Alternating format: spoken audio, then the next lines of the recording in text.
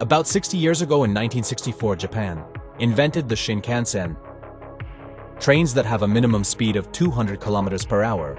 This invention by the Japanese owl led to a revolution in trains around the world. The Japanese are not just about train manufacturing, and now they want to launch a train that is supposed to exceed 500 kilometers per hour. This bullet train is supposed to connect Osaka and Tokyo and travel at a speed that is faster than an airplane. This means they will cover the distance of 438 kilometers in 67 minutes. This project is not only the most expensive train in the world, but also the track and line that will be built for it are the most expensive railway in the world. Since the same decade, when the Japanese launched the Tenro train, they have been trying to increase the speed of these trains on a daily basis.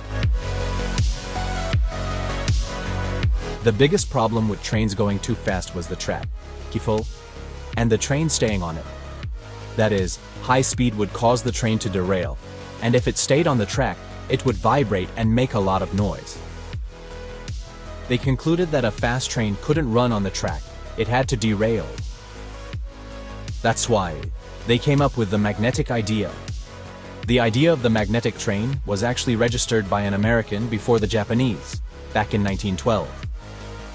They took this idea, and even though many years had passed since its invention, they didn't know how to implement it so that the train could move with a specific distance from the tracks using magnetic levitation. Japan and Germany have been experimenting with this system for 40 years. In the end, the Chinese brought it to fruition.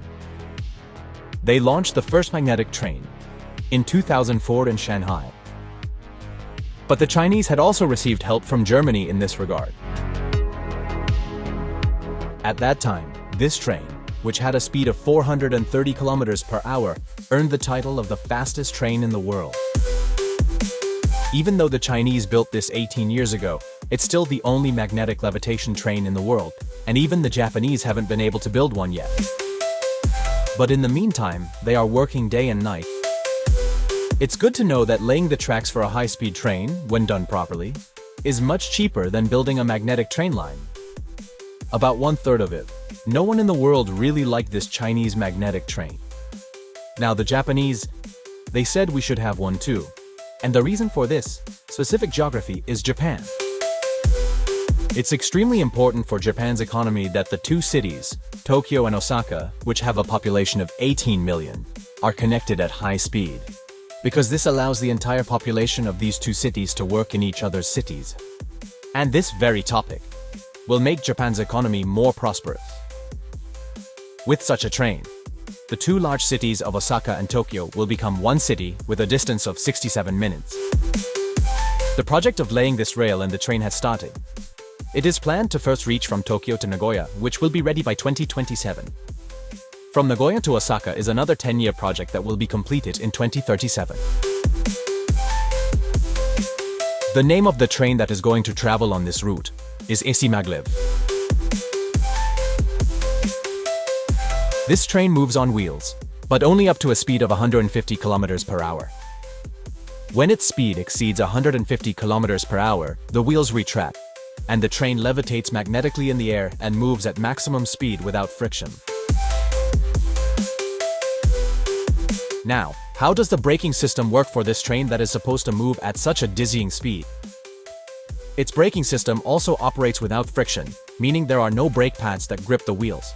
Instead, the magnetic force is reversed, and just as it propels the train forward, during braking, it pushes it backward, allowing the train to stop very quickly. That's why they say maglev has the fastest braking system of any train. This magnetic train is scheduled to be launched, and it consumes an enormous amount of cost, which is why many people ask if it's even worth it. Because a magnetic train is 60% the size of a regular train and cannot be as large as a conventional train.